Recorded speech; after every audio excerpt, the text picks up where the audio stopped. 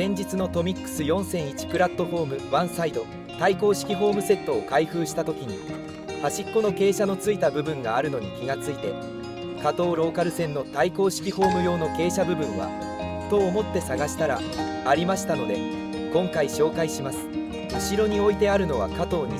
23133ローカル線の対向式ホームです。